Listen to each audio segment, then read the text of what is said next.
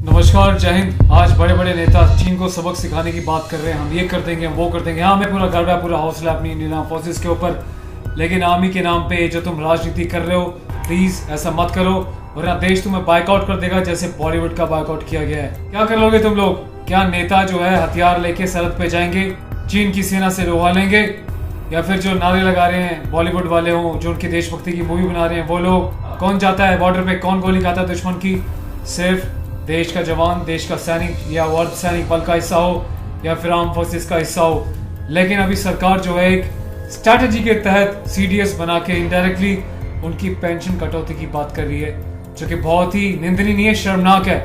ऐसे ही चलता रहा तो देश बाइकआउट कर देगा ऐसे लोगों को, ऐसे राजनेताओं को, ऐसी सरकारों को, जैसे उस जमाने में किया था जब सेंट्रल गवर्नमेंट एम्प्लॉयज की पेंशन बंद कर दी गई थी।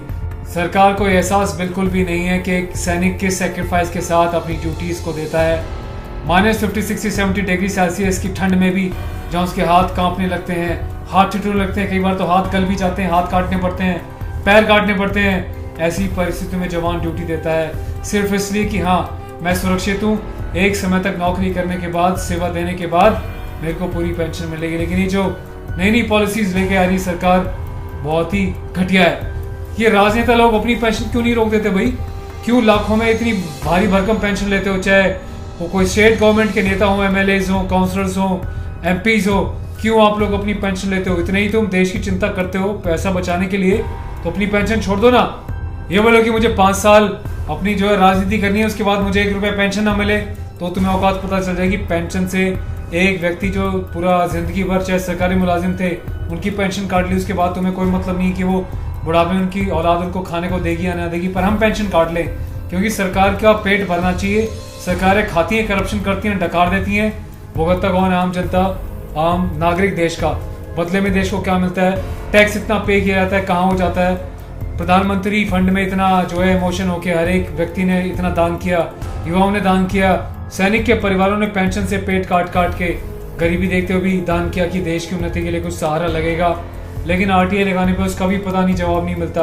तो पैसा कहाँ जा रहा है? कौन सी इतनी नौबत आ गई कि अब तुम सेना की पेंशन काटने की पॉलिसीज बनाने लगे हो? मोदी साहब ऐसे तो बहुत बड़ी बड़ी बातें करते हो कि मैं चाय वाले का बेटा हूँ, मैं चाय वाला हूँ। अगर आप चाय वाले हो तो आपको पता होना चाहिए 2020 में नवंबर के महीने में 56 से 60 रुपए के बीच 1 लीटर दूध मिलता है फुल क्रीम का, मदर डेयरी का। वो बच्चा, गरीब बच्चा कैसे दूध पिएगा, जिसके परिवार को ना तो आप रोजगार दे रहे हो, जो पेंशन मिलती है उस पेंशन को भी काट लिया आपने सरकारी कर्मचारियों की। प्राइवेट जो मजदूर है, कहा तो जाता है स्लैब है, इतनी मिनिमम रोजगार मिलेगा, पर क्या वाकई ऐसे लोगों को मिनिमम रोजगार मिल रहा है? प्राइवेट फर्म्स उनकी सैलरी को काट लिया जाता है, कोई मॉनिटरिंग नहीं है, क्योंकि सरकार को बस राजनीति करने से मतलब है। ग्राउंड रियलिटी भी सच्चाई क्या है? कितने लोग अनएम्प्लॉय हैं? क्या प्राइवेट ऑर्गेनाइजेशन वाले लोगों को तनख्वाह दे रहे हैं? कितनी कटौती कर रहे हैं? मजदूर को क्या एक्चुअल में उसका डेली का भत्ता मिल रहा है? क्या मजदूर जब कंस्ट्रक्शन कर रहा था उसके बच्चों को एजुकेशन मिल रहा है? इसको गवर्न करने के लिए कोई नहीं है, सारे भ्रष्टाचार में डूबे पड़े हैं। भारत बस नागरिकों के भरोसे चल रहा है। सरकार तो बस राजनीति करने के लिए आती है, न जाने क्या करती है पैसे का, उसके बाद चली जाती है, फिर दूसरी आती है, फिर हम जैसे लोग आके सोशल मीडिया पे कोसते हैं, बोलते हैं, असर कुछ होता नहीं, पर अब असर होना शुरू कर दिया है। अगर देश ने बॉलीवुड का बाइकआउट कर दिया, जिसको घमंड था कि उनका कोई कुछ नहीं बिगाड़ सकता, तो जो अपने आप को घमंड में चूरा सोचता है कि हम बहुत बड़े नेता हैं, हमारे नाम पे देश में वोट मिलती है, तो देश ने अगर ठान लिया तो सूपड़ा साफ कर देगा आने वाले सालों में। तो सुधर जाओ, देश के आर्म फोर्सेस के बारे में कुछ सोचो, अर्धसैनिक बलों के बारे में कुछ सोचो, देश के युवाओं के बारे में, उनकी एम्प्लॉयमेंट के बारे में कुछ सोचो। -23+ GDP जा रही है, कहाँ क्या कर रहा है सिस्टम यार? कोरोना का प्रकोप क्या हमारे हिंदुस्तान में, पूरे वर्ल्ड में नहीं है? लेकिन भ्रष्टाचार, नकली बातें करना, खुद अपनी मन की बातों से जो है जनता को बेवकूफ़ बना देना, जनता की बात को ना तो कभी सुनना ना उनको मानना। जीडी हो, एसएससी हो, या कोई भी पुरानी भर्तियों तक लोग अटके पड़े हैं, वो इंसाफ के लिए कभी जंतर मंतर पे तो कभी कहीं आंदोलन छेड़ रहे हैं। क्यों ऐसा हो रहा है? कौन है इसका जिम्मेदार? देश मुसीबत की घड़ी से गुजर रहा है, हम जानते हैं। हम देश के साथ खड़े थे, सरकार के साथ खड़े थे, पर जब सरकार एक के बाद एक ऐसी हरकतें करने को उतर आएगी तो कहाँ से बात बनेगी? कौन सरकार का साथ देगा? ये सोचने वाला क्वेश्चन मार्क है।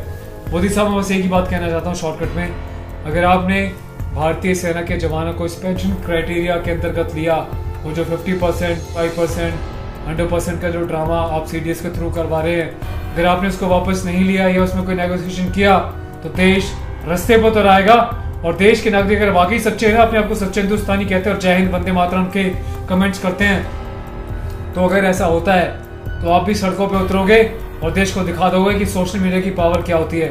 Thank you so much. जय हिंद। शेयर करें इस वीडियो को जितना ज़्यादा से ज़्यादा कर सकते हैं, मेरे नहीं देश के जवानों के लिए।